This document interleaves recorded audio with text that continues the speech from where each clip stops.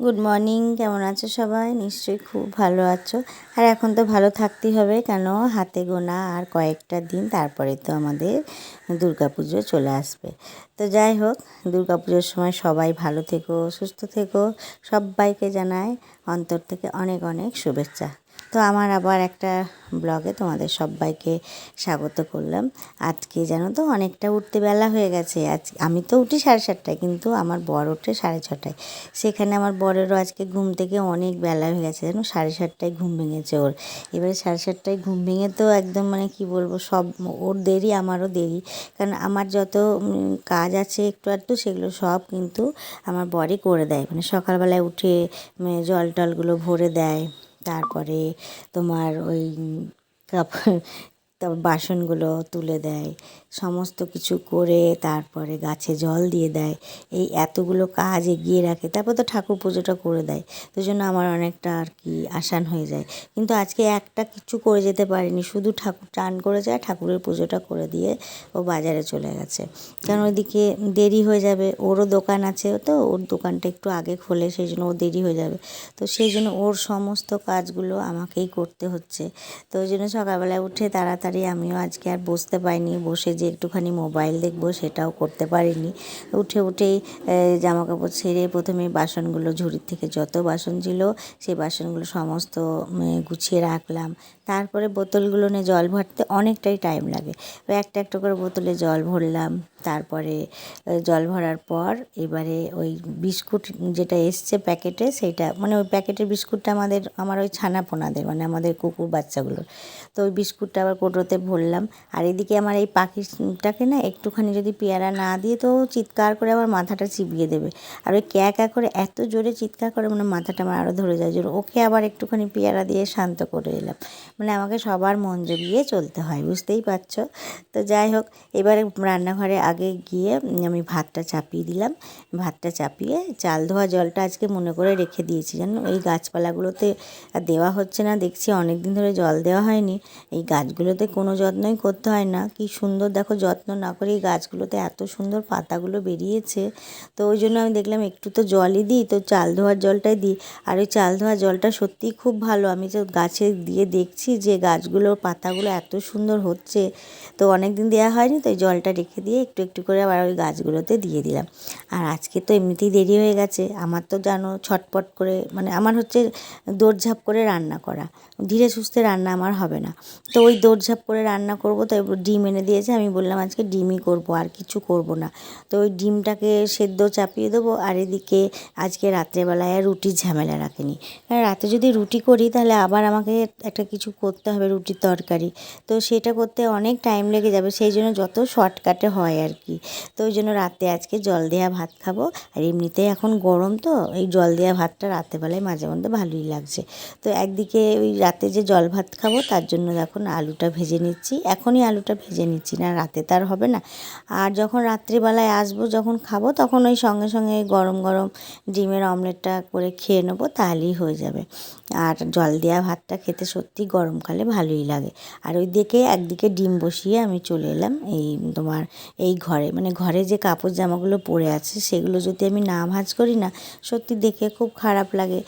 আমার অনেক কাজ থাকে, আমি করতে পারি না, তাই কিন্তু যতটা চেষ্টা করি গুছিয়ে করে তারপরে দোকান যাওয়ার চেষ্টা করি। কারণ ঘরগুলোই অগোছালো দেখতে তো সত্যি কাউরই ভালো লাগে না। তো সেই জন্য ওই ঘরটাতে একটু ঢুকে আবার জামা কাপড়গুলো ভাঁজ করে ঠিকঠাক করে রেখে দিলাম। আর এদিকে তারপরে দেখো ডিমটা আমার সেদ্ধ হয়ে গেছিলো, ডিমটাকে ভেজে নিয়েছিলাম। আর আজকে ডিমের ঝোলটাকে বলেছি একদম শর্টকাটে করব, বেশি কিছু তো রান্না করব না, ওই ঢ্যাঁড়স দিয়ে সর্ষে দিয়ে করে দেবো, আর ওই ডিমের ঝোল করে দেবো। তো ডিমের ঝোলটা যাতে তাড়াতাড়ি হয়, সেই জন্য আজকে আর আলু সেদ্ধ, আলুটা আর কুকারে আলাদা করে সেদ্ধ করিনি, একবারে কাঁচা আলু দিয়ে কষিয়ে ডিমটাকে বসিয়ে দিয়েছি কুকারে, ওই চিকেনের যেমন চিকেন রান্না হয় সেরকম করে। তো ওই কুকারে দিয়ে দুটো সিটি দিলে আমার ডিমের ঝোলটা হয়ে যাবে। আর এদিকে ডিমের ঝোল হওয়ার পর কড়াইটা ছিল, সেটা আবার মাসিকে বললাম, মাসি মেজে দাও। মাসি যদি মেজে দেয় তাহলে আমার পরের দিন আবার কাজ করতে সুবিধা হয়।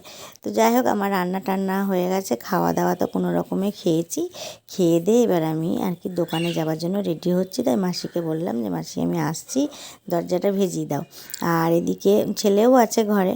তো যাওয়ার সময় আমার পাখিটাকে বললাম আমি আসছি, আর আমি আসছি বলে না ও যত চিৎকার করে। তো যাই হোক আমি বেরিয়ে গেলাম দেখো দোকানের পথে। আর সকাল থেকে ভালোই রৌদ্র উঠেছিল। আর আজকে আমাদের যে ঘাস কাটে লোকটা, সেই লোকটা এসে এই সমস্ত ঘাসগুলোকে কিন্তু পরিষ্কার করে দিয়েছে, বলে রাস্তাটাও একদম ঝরঝরে লাগছে। তো দুপুরবেলায় এসে আমার ছেলে তো এসেই বলল যে মা আমি সকাল থেকে কিছু খাইনি। আমি ওকে বলে গেছিলাম যে আজকে সকালে সেরকম কিছু করতে পারিনি, তুই চা দিয়ে পাউরুটি করে খেয়ে নিস।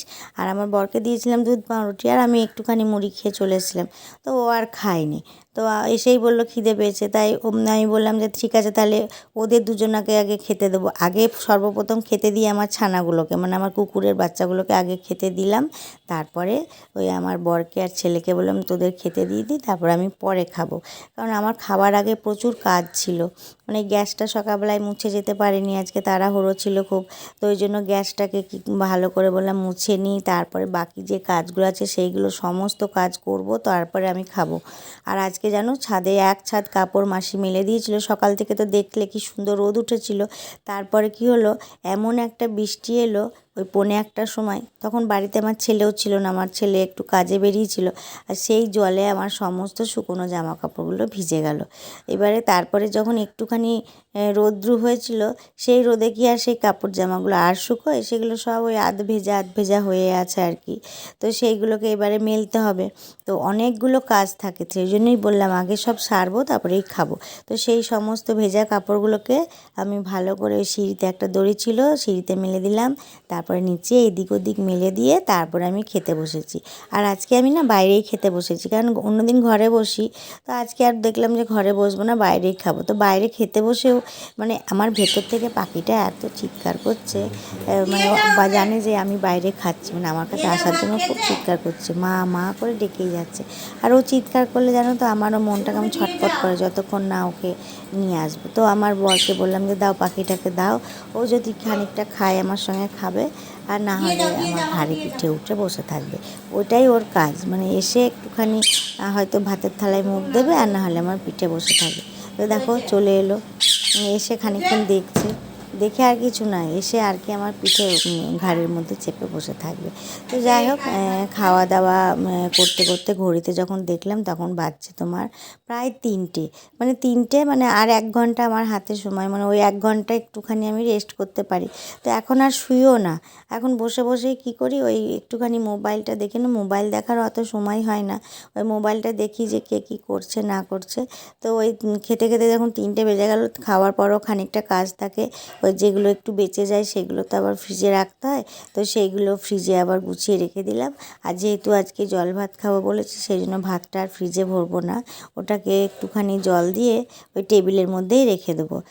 তাহলে ভাতটা কি সুন্দর বেশ খাবার সময় যখন খাবো তখন বেশ নরম হয়ে থাকে। আর ফ্রিজে ভরে দিলে না, ভাতটা যখন জল দিয়ে ফ্রিজে ভরলে একটু শক্ত হয়ে যায়, ওই জন্য আর ফ্রিজে ভরি না, বাইরেই রেখে দিই।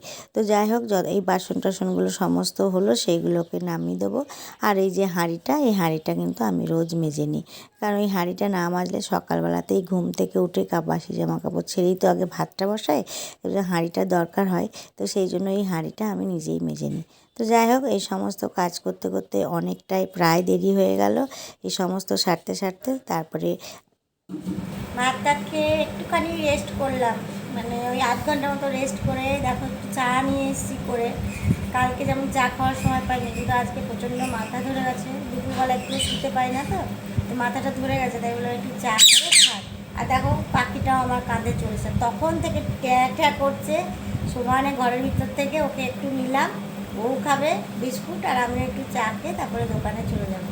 দেখো চায়ে একদম সর পড়ে গেছে, আর এটা হচ্ছে আমার পাখির বিস্কুট, ও খাবে আমিও খাবো, খেয়ে এবারে দোকানে চলে। আমি খাই তুমি খাও,